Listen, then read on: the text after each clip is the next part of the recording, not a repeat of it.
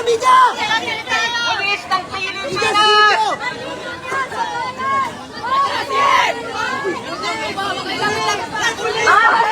Natin po tayo sa harapan! Tabi! Tabi! Laban kami! Tabi!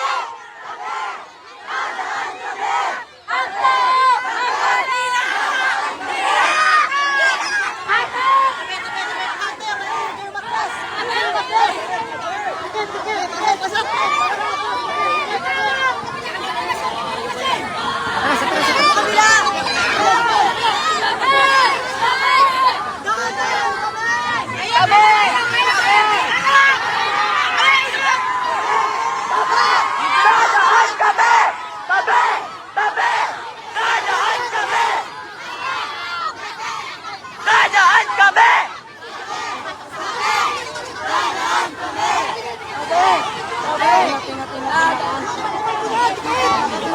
Dapat po tayo, tingin! Dapat po tayo, tingin!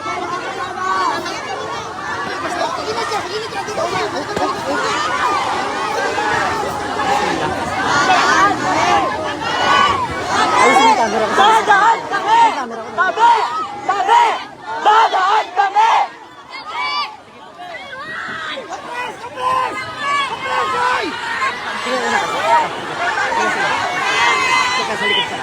Bakit ko ba yung oras?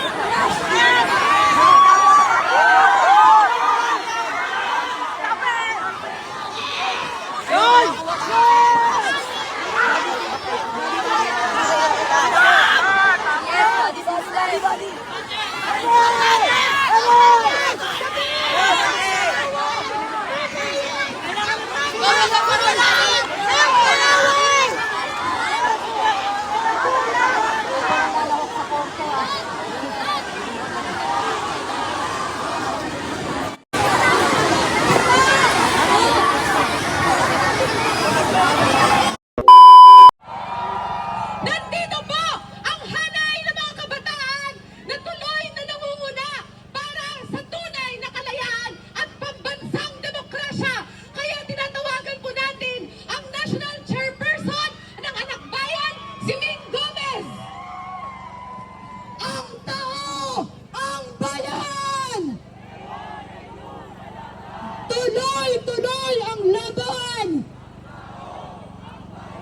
Mga kababayan, habang ang tutang gobyerno ni Marcos Jr. ay nagdiriwang para sa huwad na kalayaan, narito po ang mga kabataan, narito ang iba't ibang sektor ng mamamayan dahil naniniwala tayong hindi ganap na malaya ang bansang Pilipinas at kailanman hindi tatanggapin ng kabataan ang isang kalayaang inilalako ang mga kabataan.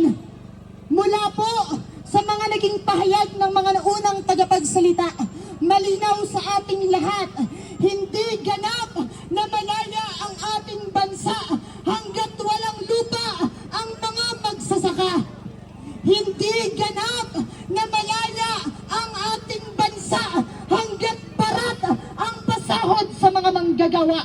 Hindi ganap na malaya ang ating bansa kung taon-taon maraming mga kabataan ang kinakailangang magbuwis ng buhay para sa kanilang pangarap.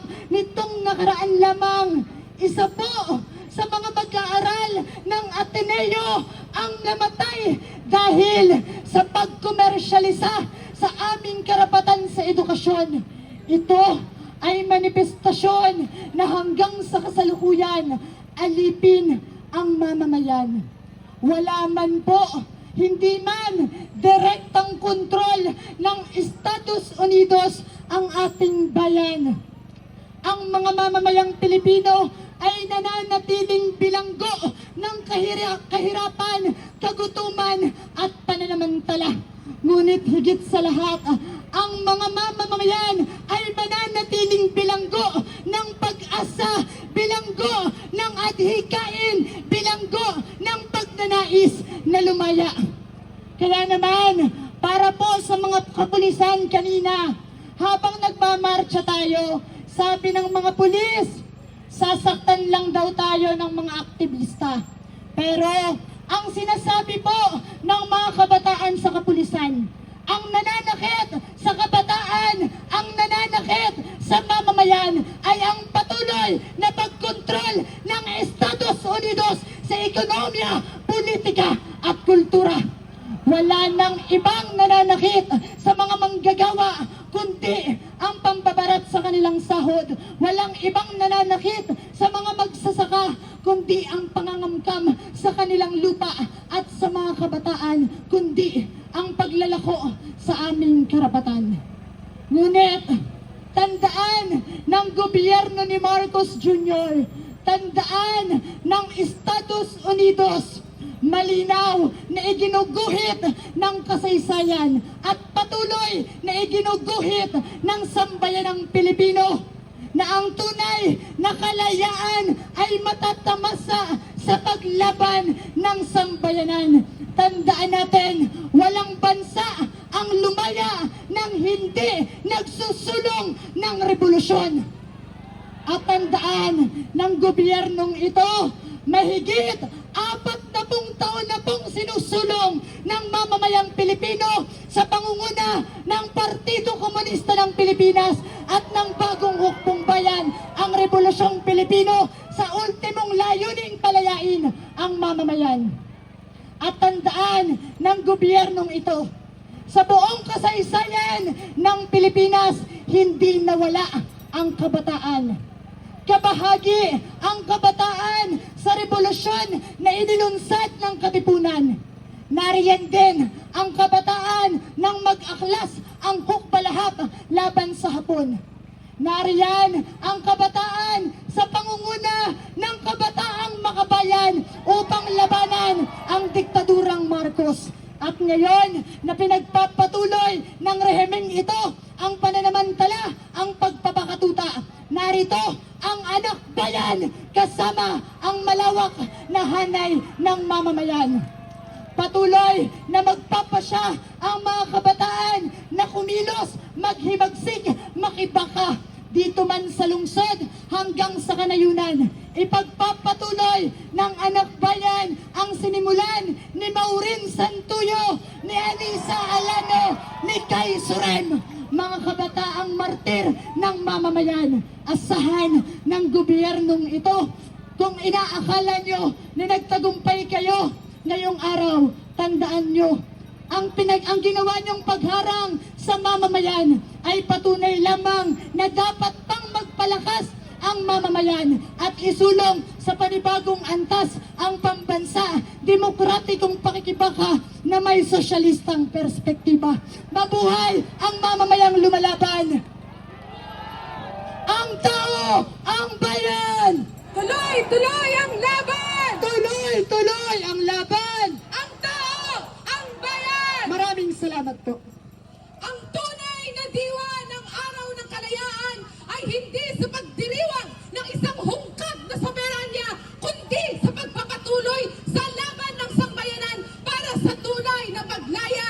Mga kasama, ang kalayaan ay hindi ibinibigay ng mga dayuhan at hindi ito ipinagkakaloob sa mga puppet na leader. Ito po ay pinaglalaban at ipinapanalo ng mamamayan mismo. Kaya ngayong araw ng kalayaan, manawagan po tayo na singilin si Marcos Jr. sa kanyang pagtataksil sa bayan at pagsisilbi sa interes ng dayuhan. Panagutin si Sara Duterte sa pang-aabuso at mga krimen laban sa mamamayan at wakasan ang pagpapagamit sa Pilipinas bilang himpilan ng digmaan ng Estados Unidos. Tuloy-tuloy ko po natin ipinawagan, imperialismo! Imperialismo! Imperialismo! Mga kasama, magbigay po tayo ng espasyo dito sa ating harapan para po sa isang kultural na pagtatanghal.